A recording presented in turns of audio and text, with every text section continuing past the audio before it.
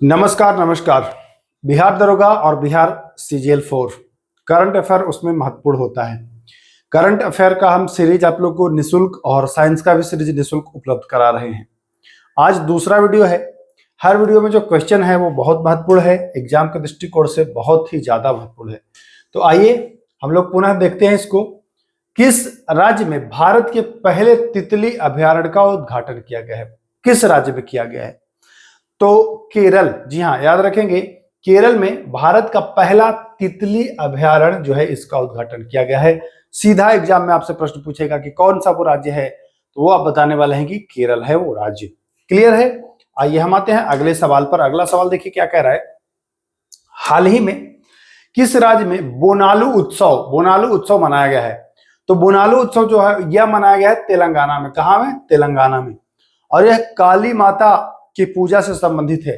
काली माता की पूजा से संबंधित है ये त्योहार बोनालू। तो ध्यान रखेंगे, इंपॉर्टेंट है। बिहार दरोगा में ये पूछ भी दिया गया है, बोनालू उत्सव कहां मनाया जाता है, तो ये बहुत ज्यादा महत्वपूर्ण है, ध्यान रखिएगा। चलिए हम आते हैं तीसरे नंबर सवाल पर। हाल ही में चर्चित चियोस द्वीप बहुत इंपॉर्टेंट है। ये चियोस द्वीप जो है ये बहुत इंपॉर्टेंट है। यह तुर्की के पास है। चियोस द्वीप कहां पर स्थित है? तो यह एजियन सागर में है। कहां है? एजियन सागर में है ये चियोस द्वीप। इंपॉर्टेंट है, पॉइंट पूछ देगा। चियोस द्वीप कहां स्थित है तो बताएंगे एजियन सागर में। तो राइट आंसर इसका हो जाएगा ऑप्शन नंबर बी। चलें आते हैं आगे अगले सवाल की ओर देखते हैं। ई वोटिंग प्रणाली अपनाने वाला भारत का पहला राज्य, इलेक्ट्रॉनिक वोटिंग ई वोटिंग अपनाने वाला जो राज्य है वह अपना बिहार है। इंपॉर्टेंट है, ध्यान रखिएगा। चूंकि बिहार से प्रश्न है और बिहार के एग्जाम की आप तैयारी कर रहे हो तो ये इंपॉर्टेंट हो जाता है। बताओगे भाई कि ई वोटिंग प्रणाली अपनाने वाला भारत का जो पहला राज्य बना है वह राज्य बना है कौन सा? तो वह बन गया है बिहार। चलिए आगे चलते हैं। देखिए इंपॉर्टेंट सवाल है। 76वां नाटो शिखर सम्मेलन। देखिए नाटो का पूछ देता है कभी कभी मुख्यालय, है ना। नाटो का कभी कभी मुख्यालय भी पूछ देता है, तो ध्यान रखिएगा नाटो का मुख्यालय ब्रुसेल्स है ना, ध्यान रखिएगा। 76वां नाटो शिखर सम्मेलन का आयोजन कहां किया गया है? तो यह किया गया है आपके नीदरलैंड द हेग में। जी हाँ, नीदरलैंड द हेग में इसका जो है शिखर सम्मेलन जो 76वां हुआ है वह किया गया है। ऑप्शन नंबर सी बिल्कुल राइट हो जाता है। चलिए आगे आते हैं अगले सवाल की ओर। हाल ही में देखिए, हाल ही में किस राज्य में आम्बुबाची मेला का आयोजित किया जाता है? तो यह आम्बुबाची मेला है ना, ये कामाख्या देवी मंदिर से संबंधित है, कामाख्या माता से संबंधित है। और यह जब कामाख्या की बात आता है तो आप बताते हैं कि आसम हो जाएगा, है ना।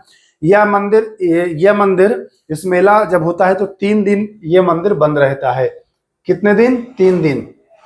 ये मंदिर मासिक धर्म चक्र का मतलब ये मेला जो लगता है, मेला की मैं बात कर रहा हूं, ये मेला मासिक धर्म चक्र का प्रतीक है।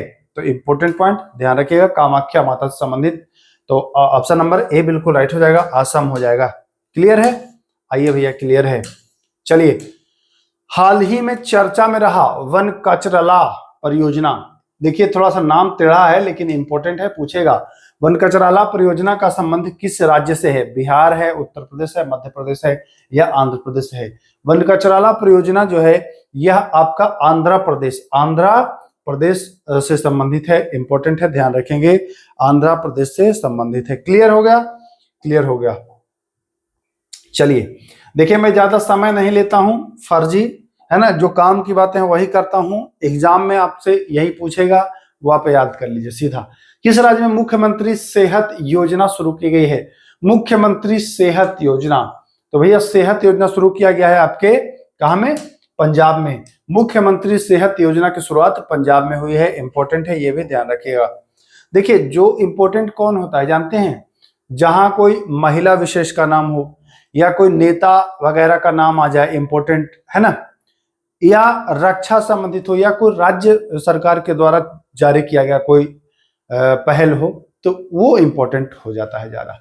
चिंता रविंद्रन पुरस्कार 2025 से सम्मानित किया गया है। चिंता रविंद्रन पुरस्कार से सम्मानित किया गया है शरण कुमार लिम्बाले। जी हाँ, शरण कुमार लिम्बाले, चिंता रविंद्रन पुरस्कार।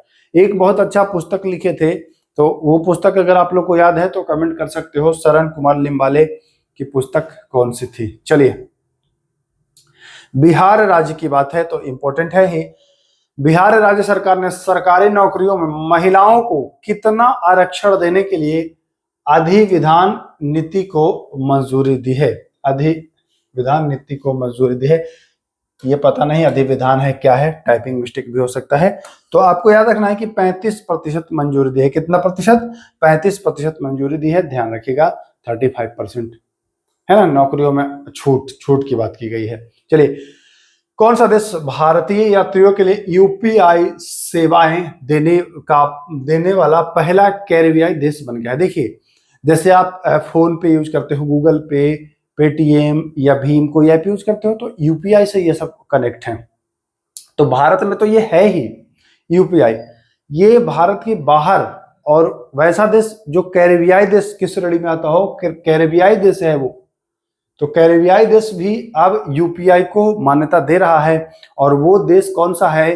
तो वो देश है त्रिनिदाद व टोबैगो। इसकी राजधानी है पोर्ट ऑफ स्पेन, ध्यान रखिएगा। त्रिनिदाद व टोबैगो यही है जिसने मान्यता दिया है, ध्यान रखिएगा। आइए भाई आगे आइए।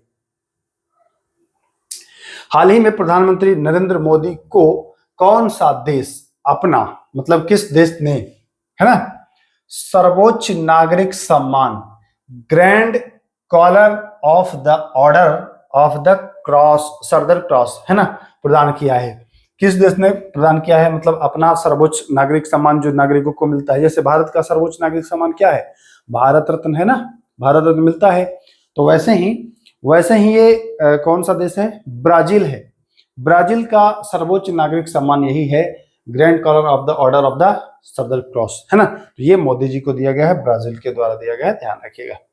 आइए भाई आगे आते हैं। भारतीय नौसेना की पहली महिला फाइटर। देखिए, ये प्रश्न 100% आएगा। क्यों आएगा मैं जरा बता देता हूं क्यों आएगा। क्योंकि ये पहली बात तो ये रक्षा से संबंधित है। किससे संबंधित है? रक्षा से संबंधित है। आज ही नोट कर लीजिए आप, ये 100% आने वाला क्वेश्चन है। और दूसरी है कि ये पहली महिला भी है, तो ये मोस्ट इंपोर्टेंट है। आज के वीडियो का सबसे ज्यादा इंपोर्टेंट क्वेश्चन कोई अगर है तो यही है। और इनका नाम क्या है? आस्था पुनिया, नाम याद रखिएगा। आस्था पुनिया भारतीय नौसेना की पहली महिला फाइटर पायलट बनी है। बहुत ज्यादा इंपोर्टेंट है, याद कर लीजिए, स्क्रीनशॉट लेके भी रख लीजिए। एकदम आना है, चर्चा तय है आना। चर्चा में रहा सतकोशिया टाइगर रिजर्व। अब आपसे ऐसे नहीं पूछेगा, आपसे पूछेगा सतकोशिया टाइगर रिजर्व कहाँ है। अब आप सोचेंगे कि टाइगर रिजर्व तो इतना है, सतकोशिया क्यों पूछा? तो भैया जो कुछ चर्चा में रहता है ना, तो वह पूछता है। अब याद कैसे करेंगे? सतकोशिया 7 कोस जाने में आपको समय लगेगा। अब आपको कोई कहता है कि तुम 7 कोस जाओ तुरंत 5 मिनट में, तो आप बोलिएगा ना कि भाई 5 मिनट में का उड़ के चले जाएं। उड़ के आप नहीं जा रहे हैं 7 कोस, उड़ के मतलब उड़ीसा, है ना, उड़ के आप 7 कोस जा रहे थे। तो ऐसे करके आप इसको याद कर सकते हो। चलो भाई आ जाओ आगे। 17वां ब्रिक्स शिखर सम्मेलन किस देश में आयोजित किया गया? 17वां ब्रिक्स शिखर सम्मेलन जो आयोजित किया गया है वह ब्राजील में किया गया है। कहां? ब्राजील में किया गया, ध्यान दीजिए। आइए अगले सवाल की ओर। भारतीय नौसेना ने हाल ही में अमरनाथ यात्रा सुरक्षा के लिए कौन सा ऑपरेशन शुरू किया? चूंकि ये सेना से संबंधित है तो ये इंपॉर्टेंट है। और ये एक अमरनाथ यात्रा की जो जाता है उसको सुरक्षा के लिए एक ऑपरेशन शुरू किया है। उस ऑपरेशन का नाम देखिए, 4 ऑप्शन है, आपको सही आंसर करना है। तो ऑपरेशन रक्षक नहीं होगा, आस्था भी नहीं होने वाला है, भैरव भी नहीं होने, यानी कि ऑपरेशन शिवा। ऑपरेशन शिवा भारतीय सेना की ओर से यह शुरू किया गया है। इंपॉर्टेंट पॉइंट नोट करेंगे। चलिए भाई आ जाइए। हाल ही में जारी फीफा रैंकिंग। देखिए ये फीफा पूछता है भैया, फीफा पूछता है फीफा रैंकिंग। भारतीय फुटबॉल टीम को जो है रैंक मिला है, वह मिला है 133वां रैंक। सोच लीजिए कितना रैंक है, एकदम 133वां रैंक मिला है। चलिए आइए, क्रूज मिशन में शामिल होने वाला पहला राज्य। तो क्रूज भारत मिशन में शामिल होने वाला जो पहला राज्य है वह राज्य है गुजरात। कौन सा राज्य है? तो वह राज्य है गुजरात, ध्यान रखेंगे। किस शहर में स्थित कार्निक ब्रिज? इंपॉर्टेंट है, देखिए ये इंपॉर्टेंट है भैया। कार्निक ब्रिज का नाम बदल करके सिंदूर ब्रिज। अब ऑपरेशन सिंदूर जो हुआ था, है ना, तो कुछ लोग ऑपरेशन सिंदूर के बाद ही इसको रखा गया है, नाम उसी पर रखा गया है। बट अब ये मत जोड़ लीजिए कि पहलगाम हमला जो हुआ था पहलगाम वहां रखा गया, नहीं, पहलगाम नहीं रखा गया। ऑप्शन में इसीलिए पहलगाम डाला जाएगा कि आप कंफ्यूज हो। राइट आंसर होगा मुंबई। राइट आंसर क्या होगा? तो राइट आंसर जो होगा वह होगा मुंबई। ध्यान रखिएगा, मुंबई में जो कार्निक ब्रिज है उसी का नाम बदल करके और सिंदूर ब्रिज किया गया है। क्लियर है? क्लियर है सर। आइए, वर्ष 2024-25 के लिए डिजिटल भुगतान पुरस्कार किसे दिया गया है? डिजिटल भुगतान पुरस्कार एयरटेल पेमेंट्स बैंक है, फोन पे है, इंडिया पोस्ट पेमेंट्स बैंक है या गूगल पे है? तो किसको मिला है? तो वह मिला है India post payment bank. India post payment bank है ना, इसको मिला है, ध्यान रखेंगे। आइए, किस देश ने ईरान की परमाणु क्षमता को नष्ट करने के लिए, है ना, ऑपरेशन मिडनाइट हैमर, ये पूछा है, ऑपरेशन मिडनाइट हैमर पिछले वीडियो में हमने पूछा है आपसे, तो यह अमेरिका ने शुरू किया है।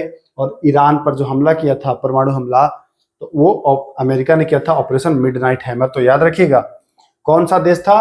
तो वह देश था अमेरिका। ऑपरेशन क्या था? Midnight hammer. और जिस देश पर गिराया गया है, परमाणु हमला किया गया है, वह था ईरान। क्लियर? क्लियर है सर। आइए भाई, किस राज्य में स्थित, देखिए ये इंपॉर्टेंट हो गया है क्योंकि अब ये पूछेगा आपसे कि आरलम वन अभयारण्य कहाँ है। अब आप कहेंगे ये तो ऐसे कैसे कैसे पूछ दे रहा है, पूछने का कारण है, देखिए किस राज्य में स्थित आरलम वन अभयारण्य भारत की पहली है बटरफ्लाई सेंचुरी बन गई है। तो आरलम जो है यह केरला में है। कहाँ में है? आरलम वन अभयारण्य जो है वो केरला में है और भारत की पहली बटरफ्लाई सेंचुरी बन गई है। मोस्ट इंपोर्टेंट क्वेश्चन है इस वीडियो का। दूसरा इंपोर्टेंट क्वेश्चन ये है, चलिए ये भी ध्यान रखने के लिए है आपको। हिंदी के लिए साहित्य अकादमी युवा पुरस्कार 2025 किसे दिया गया है? साहित्य अकादमी पुरस्कार की अगर मैं बात कर लूं तो 2025 में साहित्य अकादमी पुरस्कार मिला है पार्वती तिलकी को। साहित्य अकादमी पुरस्कार किसे मिला है? तो पार्वती तिलकी को। गौरव पांडे को भी मिला था लेकिन 24 में ही मिला था साहित्य अकादमी पुरस्कार, ध्यान रखेंगे। चलिए भैया, आइए, चलिए, आईसीसी वर्ल्ड टेस्ट चैंपियनशिप 2025 का खिताब कौन जीता था? तो यह ऑस्ट्रेलिया को हरा करके साउथ अफ्रीका जीता था 5 विकेट से, जान गए होंगे आप। चलिए, एनर्जी ट्रांसिशन इंडेक्स 2025 में भारत की रैंकिंग जो है वह ऊर्जा संक्रमण इंडेक्स में जो रैंकिंग है भैया वह है 71वां, 71 है ना, 71वां रैंकिंग है, ध्यान रखिएगा ऊर्जा संक्रमण। तो बस चलिए, हाँ 25, देखिए 25 पे 25 क्वेश्चन थे। मुझे पूरा उम्मीद है कि आपने इसके मैक्सिमम प्रश्न जो है वो नोट कर लिए होंगे और एग्जाम में अगर ऐसे प्रश्न आएंगे तो आप छोड़ने वाले नहीं हैं। हर वीडियो को सीरियस होकर देखना है, उसको ये नहीं कि इसी में थोड़ी, ऐसा नहीं करना है।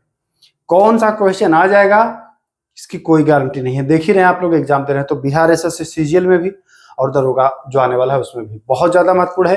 कंटिन्यू हम आपको अनवरत ये क्लास देते रहेंगे जब तक कि एग्जाम ना हो। तो चलिए फिर मिलते हैं, नमस्कार।